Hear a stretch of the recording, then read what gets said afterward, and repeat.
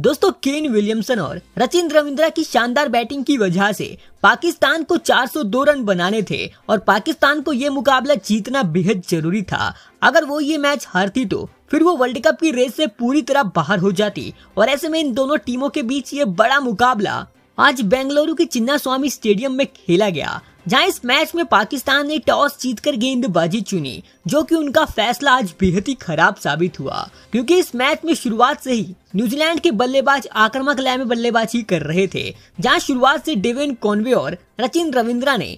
आज न्यूजीलैंड को शुरुआत काफी बेहतरीन अंदाज में करवाई थी। जहां इन दोनों की शानदार बैटिंग के आगे पाकिस्तान के गेंदबाज एक के बाद एक धराशायी होते जा रहे थे और इसी बीच इन दोनों बल्लेबाजों ने पहले विकेट के लिए 68 रनों की शानदार पार्टनरशिप कर डाली, लेकिन इस पार्टनरशिप को 11वें ओवर में हसन अली ने तोड़ते हुए डेविन कॉनवे को आउट कर दिया था और कॉनवे 35 रन बनाकर आउट हुए थे। लेकिन इसके बाद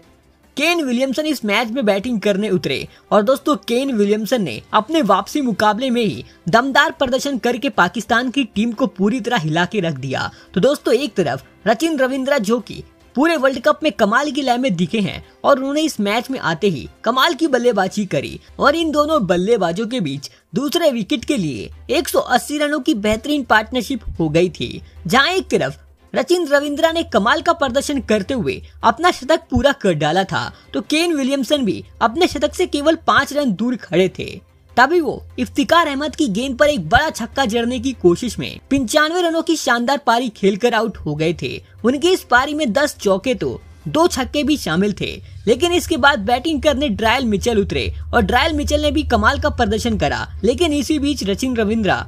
261 रन के स्कोर पर मोहम्मद वसीम जूनियर की गेंद का शिकार बन बैठे। वो भी एक बड़ा छक्का जड़ रहे थे और उन्होंने अपनी पारी में 94 गेंदों का सामना करने के बाद 15 चौके 1 छक्के की मदद से 108 रनों की शानदार पारी खेली थी, जहां उनके आउट होते ही बल्लेबाजी करने मार्क चैंपियन उतरे और मार्क चैंपियन ने एक के बाद एक बेहतरीन चौके जड़े थे, जिससे इस मैच में न्यूजीलैंड का स्कोर काफी तेजी से आगे भाग रहा था। लेकिन एक तरफ न्यूजीलैंड के इस मैच में एक के बाद एक विकेट गिर रहे थे और कोई भी बल्लेबाज ढंग से टिक नहीं पा रहा था, लेकिन इन दोनों बल्लेबाजों ने न्यूजीलैंड का स्कोर 40 ओवर में ही 300 रन के पार पहुंचा दिया था। लेकिन 318 रन के स्कोर पर हैरिस सुरूफ ने ड्रायल मिचेल को आउट कर दिया और वो 29 रन बनाकर आउट हुए। तो इसके बाद बैटिंग करने ग्लेन फिलिप्स उतरे और ग्लेन फिलिप्स ने इस मैच में आते ही अपने बल्ले का जादू बिखेरा, जहां उन्होंने एक के बाद एक चौके जड़े और छक्के लगाकर पूरी तरह पाकिस्तान को इस मैच से दूर ढकेल दिया था। लेकिन इसी बीच 345 रन के स्कोर पर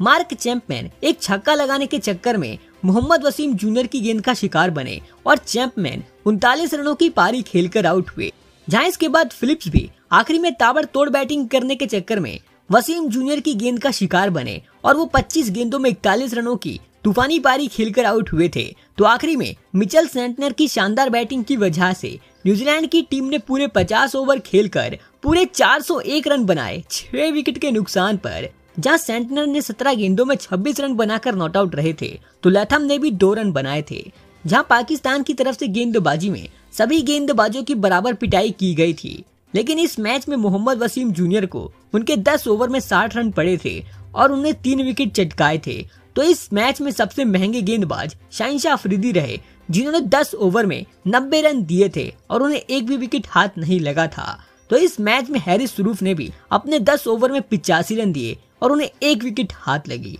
तो इस मैच में हसन अली और इफ्तिकार अहमद को भी एक एक विकेट हाथ लगी थी और दोस्तों पाकिस्तान के सभी गेंदबाज काफी महंगे साबित हुए थे। और जब इसके बाद पाकिस्तान की टीम टारगेट का पीछा करने उतरी तो फिर उनकी शुरुआत बेहद ही खराब रही, क्योंकि 6 रन के स्कोर पर ही टीम सऊदी ने अब्दुल्ला शफीक को आउट कर दिया था और वो केवल 4 रन बनाकर आउट हुए थे। जहां इसके बाद फकर जमान का साथ देने कप्तान बाबर आजम उतरे थे और इसके बाद एक तरफ से फकर जमान ने एक के बाद एक बड़े छक्के लगाए, जहां उनके छक्कों की बदौलत इस मुकाबले में पाकिस्तान की जबरदस्त वापसी हुई। और इसी बीच कप्तान बाबर उनका पूरी तरह साथ दे रहे थे। लेकिन एक तरफ इस मैच में फकर जमान एक अलग ही लय में बल्लेबाजी कर रहे थे, क्योंकि उन्होंने न्यूजीलैंड की गेंदबाजों की एक एक करके धुलाई कर दी थी और केवल 63 गेंदों में ही अपना शतक पूरा कर डाला था। लेकिन जब 22 ओवर का खेल हुआ था तब पाकिस्तान ने 160 रन बना लिए थे 1 विकेट के नुकसान पर, और उस समय वहां पर काफी तेज बारिश होने लग गई थी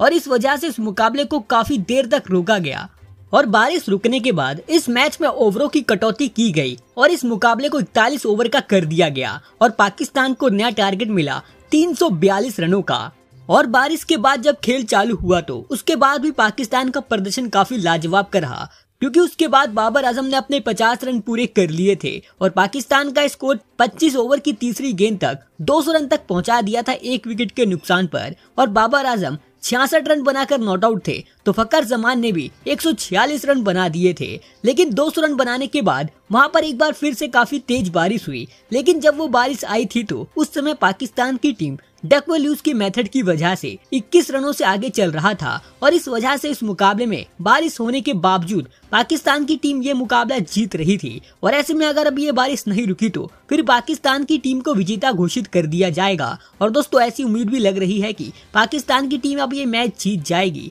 क्योंकि दोस्तों पाकिस्तान के हाथ में पूरे 9 विकेट बाकी हैं और दोस्तों उन्हें केवल 93 गेंदों में 142 रन बनाने हैं और उनकी तरफ से काफी कमाल की बैटिंग देखने को मिल रही है। और ऐसी उम्मीद लगाई जा रही है कि पाकिस्तान की टीम ये मुकाबला अब आराम से जीतने वाली है। और अगर अब ये मैच पूरा हो भी नहीं पाता है तो फिर भी पाकिस्तान को इस मैच में विजेता घोषित कर दिया जाएगा।